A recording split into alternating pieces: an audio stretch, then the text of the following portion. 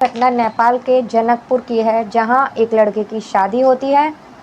शादी की पहली रात होती है। वो बड़ी बेसब्री से अपनी पत्नी का इंतजार कर रहा होता है और जैसे ही उसकी पत्नी आती है तो वहां का रिवाज होता है कि शादी वाली रात दूल्हे को कबूतर का मांस और चावल खिलाए जाते हैं उसके साथ। अब उसकी जब दुल्हन आती है तो अपने साथ वही लेके आती है, कबूतर का मांस और चावल लेके आती है, अपने पति को खिलाती है।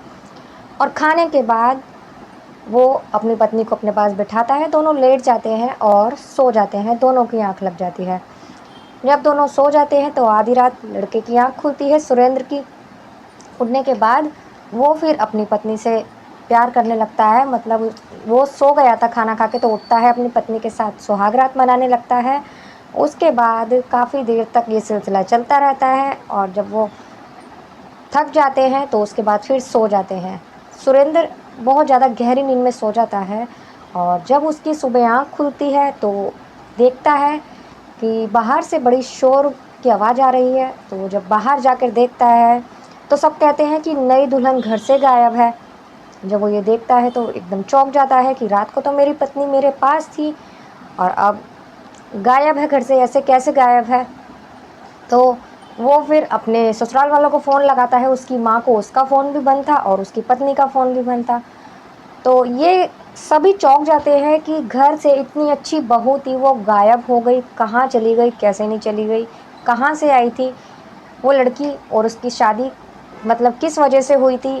तो बने रहिए इस वीडियो में, ये सब आपको आगे पता चलेगा। तो दोस्तों, मैं गीता गुप्ता, स्वागत है आपका मेरी आज की एक नई सच्ची कहानी में। जय माता दी। और अगर आपको वीडियो अच्छी लगे तो प्लीज़ वीडियो को लाइक कर दीजिएगा, चैनल को भी सब्सक्राइब कर दीजिएगा। अगर आप लोग चैनल पर नए हैं तो उम्मीद करती हूँ कि आप सभी लोग अच्छे होंगे, स्वस्थ होंगे, मस्त होंगे, अपना और अपनों का ख्याल रख रहे होंगे। तो दोस्तों, ये नेपाल की घटना है। तो वहाँ एक संपन्न परिवार हुआ करता था, जिसमें कि एक जो पिता थे, उनका बहुत बड़ा एक टाइल्स का काम था और उनका मतलब अमीर लोगों में से वो गिने जाते थे वहाँ। जब उनका टाइल्स का काम था तो उनका एक बेटा था जो कि बाहर रहकर अपनी पढ़ाई कंप्लीट कर रहा था। वो बाहर रहता था, पिता अपने बिजनेस संभालते थे और करीबन 50 लोग उनकी कंपनी में काम भी किया करते थे। बिजनेस में जो उनका बिजनेस था टाइल का, वहाँ कम से कम 50 लोग काम किया करते थे।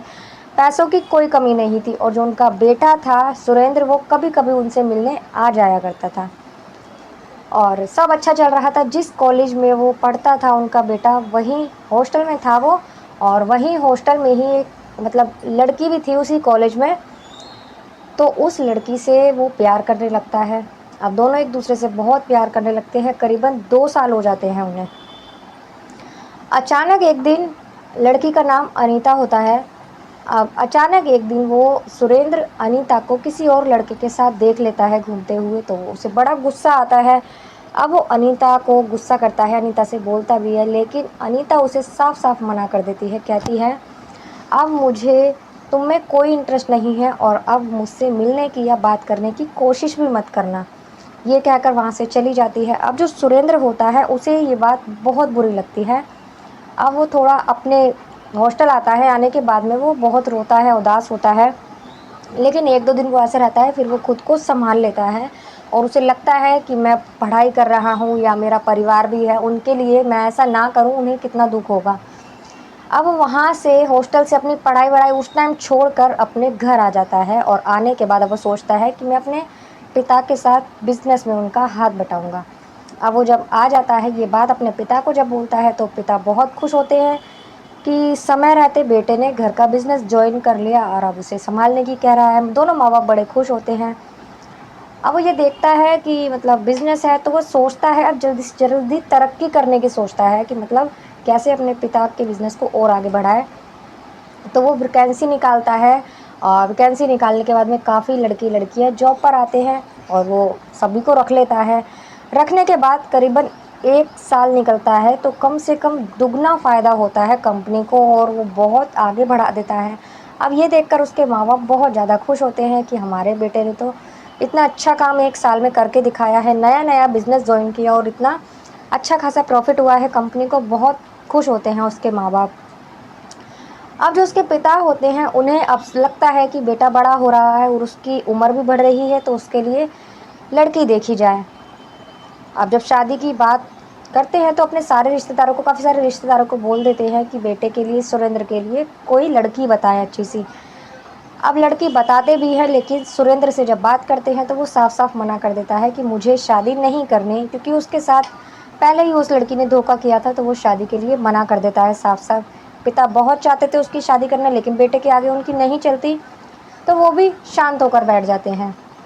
अब सुरेंद्र काम करता रहता है और खूब मन लगाकर काम करता है और अपने पिता के बिजनेस को आगे ऊंचाइयों तक ले जाता है। अब ऐसा करता है, एक दिन अचानक से उसके ऑफिस में एक लड़की आती है और वो कहती है कि मुझे काम की ज़रूरत है, क्या आपके ऑफिस में कोई काम है मेरे लायक? तो वो कहता है वैसे तो नहीं है, लेकिन हाँ अगर आपको करनी है।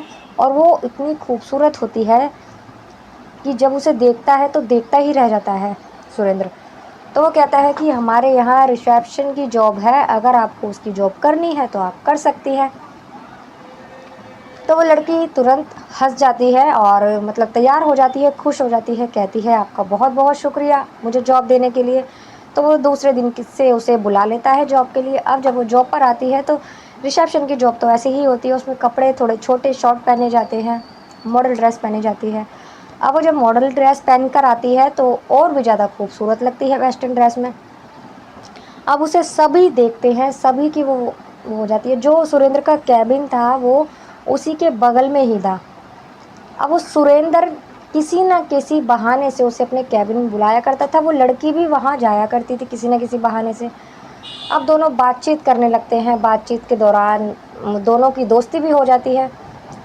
अब ऐसा करते काफ़ी देर तक दोनों बातें करते रहते हैं। एक दिन दोनों में डिनर का प्रोग्राम बन जाता है कि चलो आज डिनर साथ में करते हैं रात को। जब वो डिनर के लिए जाते हैं बाहर तो काफ़ी देर बातें करते हैं। अब दोनों ही एक दूसरे को पसंद करने लगे थे, एक दूसरे को प्यार करने लगे थे, लेकिन हिम्मत किसी की नहीं होती कि दोनों एक दूसरे को प्रपोज कर दें। और जो सुरेंद्र था वो उसे अब घर पे भी लाने लगा था। घर पर जब भी वो आती तो एकदम उसकी मतलब जैसे घर की बहू होती है ऐसे ही रहा करती थी, खूब अच्छे से।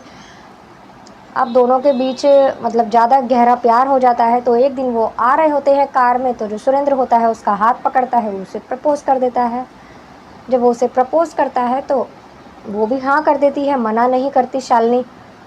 इस लड़की का नाम शालिनी होता है। जब वो हाँ कर देती है तो दोनों बड़े ही खुश होते हैं। खुश होने के बाद में अब सुरेंद्र जो होता है अपने घर पर ये बात बताता है। जब ये बात बताता है तो उसके पिता भी बहुत ज़्यादा खुश होते हैं, और क्योंकि वो उसको पसंद करते थे उसके पिता, और बेटा शादी के लिए राज़ी नहीं हो रहा था और कहीं ना कहीं उसे ये लड़की पसंद आई थी, तो पिता कहते हैं क्यों ना अब शादी की कह रहा है तो शादी करवा दी जाए, लड़की तो वैसे भी अच्छी है। जब भी वो घर आती थी तो उसके पिता उस लड़की से बहुत ज़्यादा खुश होते थे क्योंकि लड़की संस्कारी थी।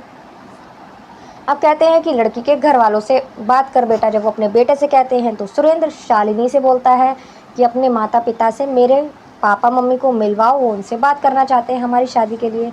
ये बात सुनते ही शालिनी शॉक हो जाती है, लेकिन फिर भी वो झूठी स्माइल करती है और कहती है ठीक है मैं अपने मम्मी पापा को बोल दूंगी। और जब ऐसा होता है तो वो अपने मम्मी पापा को और सुरेंद्र के मम्मी पापा को मिलवाती है, तो शादी के लिए दोनों ही परिवार तैयार हो जाते हैं, राजी हो जाते हैं। अब शादी का दिन भी आता है, सभी बहुत खुश होते हैं, शादी हो जाती है। शादी इतनी धूमधाम से होती है, पैसों की कोई कमी नहीं थी। साथ ही शालिनी का जो परिवार था वो भी ठीक ठाक ही था, ज़्यादा गरीब नहीं था। और सुरेंद्र का परिवार था वो तो काफ़ी अच्छा था ही, उनका इकलौता बेटा था, साथ ही वो बहुत बड़े बिजनेसमैन भी थे। तो शादी खूब ज़ोरों शोरों से करते हैं और किसी चीज़ की कमी नहीं छोड़ते अपने बेटे के लिए। जो शालिनी की ज्वेलरी होती है कम से कम 1 करोड़ की, तो वो ज्वेलरी ही पहनती है शादी में। अब शादी हो जाती है, अब वही आती है शादी की पहली रात। वो अपने कमरे में सुरेंद्र इंतजार कर रहा होता है अपनी पत्नी का। वो आती है, खाना लेकर आती है, उसे खाना खिलाती है, दोनों सो जाते हैं। सोने के बाद जब आधी रात को उसकी आँख खुलती है सुरेंद्र की, तो वो दोनों फिर अपनी सुहागरात मनाते हैं। उसके बाद जब सुबह आँख खुलती है तो घर में शोरगुल हो रहा होता है। जब वो बाहर जाकर देखता है तो कहता है कि मेरी पत्नी तो मेरे साथ थी, अब कहाँ चली गई। फ़ोन करता है, उसका फ़ोन भी बंद आता है, उसकी माँ का फ़ोन भी बंद आता है। अब सभी परेशान होते हैं कि नई बहू घर से कहाँ गायब हो गई। रिश्तेदार भी थे उस टाइम क्योंकि शादी का घर था। तभी जो सुरेंद्र की माँ होती है अंदर से वो आती है और कहती है कि घर से जो दुल्हन ने ज्वेलरी पहनी थी 1 करोड़ की, वो भी गायब है। अब जब सब ये बात सुनते हैं तो सभी को बहुत बड़ा झटका लगता है। अब जो रिश्तेदारों में से कोई बोलता है कि अब आपको पुलिस के पास जाना चाहिए और कंप्लेंट करानी चाहिए। अब ये बात सुनने के बाद सुरेंद्र और सुरेंद्र के माँ-बाप पुलिस स्टेशन जाते हैं और कंप्लेंट लिखवाते हैं। कहते हैं कि हमने शादी करी थी लड़की से, अब बहू घर से गायब है और साथ ही 1 करोड़ की ज्वेलरी भी गायब है। पुलिस कंप्लेंट लिख लेती है और फिर उसको ढूँढा जाता है। तो हाल फिलहाल तो उसका कुछ पता नहीं चलता, लेकिन उसकी जब उन दोनों माँ-बेटी का नंबर लेती है पुलिस और उनकी लोकेशन मतलब देखती है कि वो कहाँ हैं, उस टाइम तो उसका फ़ोन बंद होता है तो कुछ पता नहीं चलता। लेकिन कुछ ही टाइम बाद जब दूसरा दिन निकलता है, वो दिन तो ऐसे ही निकल जाता है, दूसरा दिन होता है तो उसका फ़ोन ऑन होता है। जैसे ही फ़ोन ऑन होता है तो पुलिस देखती है कि उसकी लोकेशन स्टेशन की है और वो रेलवे स्टेशन पहुंच जाती है पुलिस और उन दोनों को पकड़ लेती है।